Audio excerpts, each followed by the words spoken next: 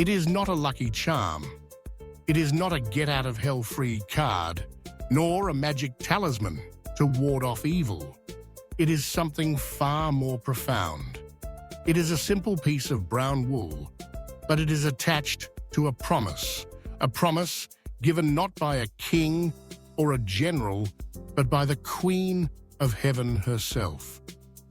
This is the incredible story of the Brown Scapular of Our Lady of Mount Carmel, a sacramental that for over 750 years has been one of the most powerful and cherished devotions in the Catholic Church, a tangible sign of a heavenly pledge to protect her children at the moment of their greatest need.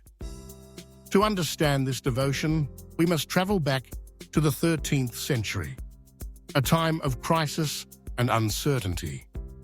The Carmelite order, a community of hermits who traced their spiritual lineage back to the prophet Elijah on Mount Carmel in the Holy Land, had been forced to flee their home. Driven out by the Saracens, they were now refugees in Europe, struggling to survive. They were misunderstood, their way of life was under threat, and their very existence was being questioned by the Church's hierarchy. Their leader, an Englishman named Simon Stock, felt the weight of this crisis pressing down on him.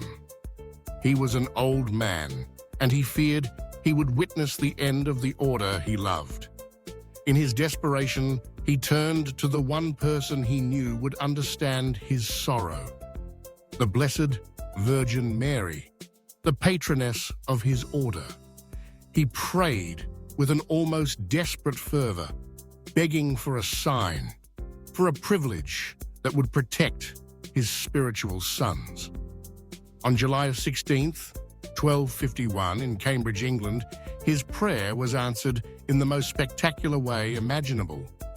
According to Carmelite tradition, the Blessed Mother appeared to him, surrounded by a multitude of angels.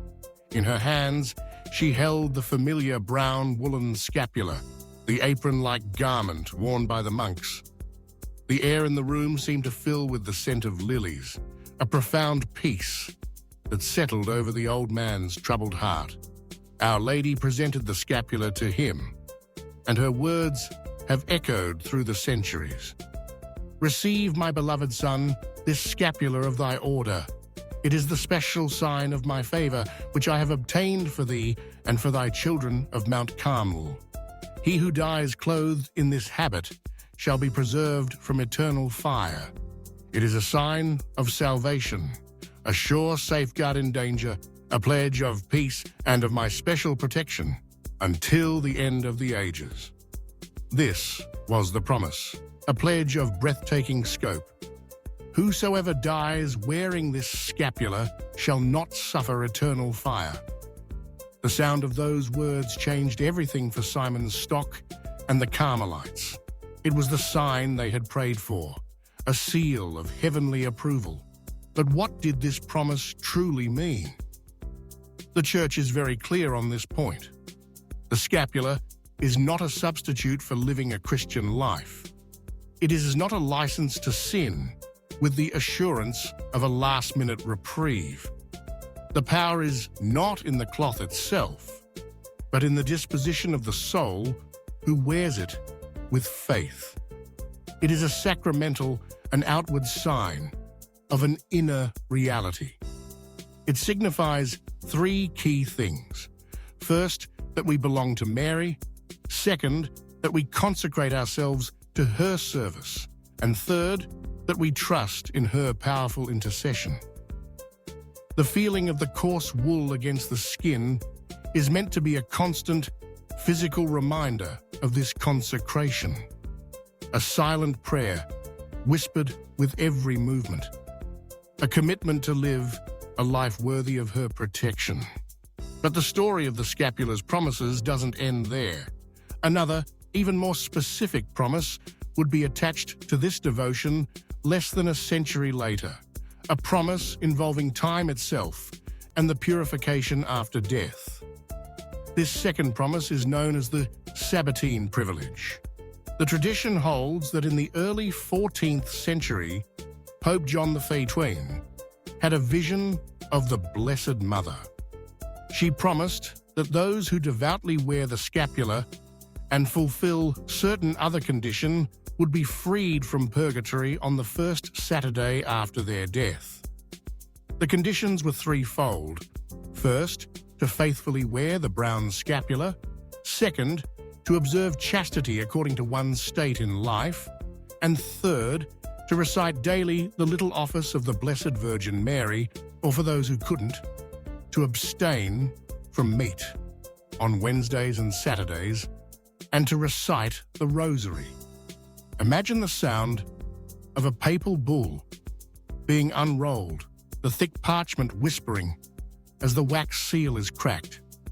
While modern historians debate the authenticity of the specific papal bull detailing this vision, the Church has embraced the spiritual substance of the privilege.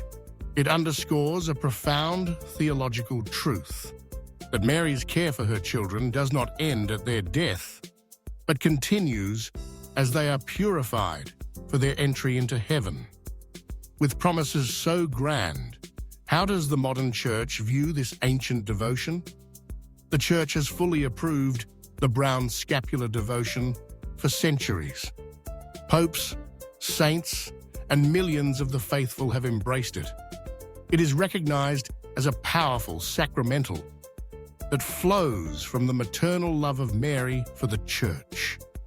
While acknowledging the historical questions surrounding the details of the visions, the Church focuses on the undeniable spiritual fruits and the core message. The scapular is a tangible way to live out a consecration to the Immaculate Heart of Mary. It is a school of holiness, teaching us to clothe ourselves in her virtues of humility, chastity, and obedience. The quiet reverence of a priest, blessing the scapular with holy water, connects the wearer to the entire Church, a silent welcome into the confraternity of Carmel. So how does one actually receive this promise and this protection? It's not enough to simply buy a scapular and put it on. To receive the promise, a Catholic must be formally enrolled in the confraternity of the Brown Scapular by a priest. During this short ceremony, the priest blesses the scapular and places it over the recipient's shoulders, praying that they may wear it as a sign of your consecration to the Immaculate Heart of Mary. It is this moment of formal investiture that confers the promises. Once enrolled, that blessing applies for the rest of one's life. The scapular itself can be replaced when it wears out, without needing a new blessing. The power is not in the cloth, but in the consecration that the cloth signifies. This simple devotion spread like wildfire throughout the Catholic world.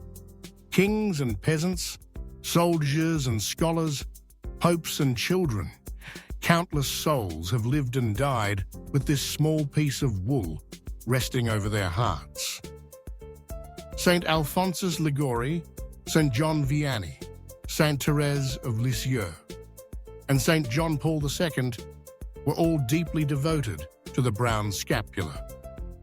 It is, in essence, a miniature habit, a garment that allows the lay faithful to share in the spirituality of the great Carmelite order. It is an outward sign of an inner decision to live under the protective mantle of Our Lady, to be clothed in her virtues, and to trust completely in her promise. It is a constant reminder that in the great spiritual battle of life, and especially at the final terrifying hour of death, we are not alone. A loving mother is there, keeping her promise to lead her children safely home. If you find the power of the Church's sacramentals compelling, consider following our channel for more explorations of Catholic truth.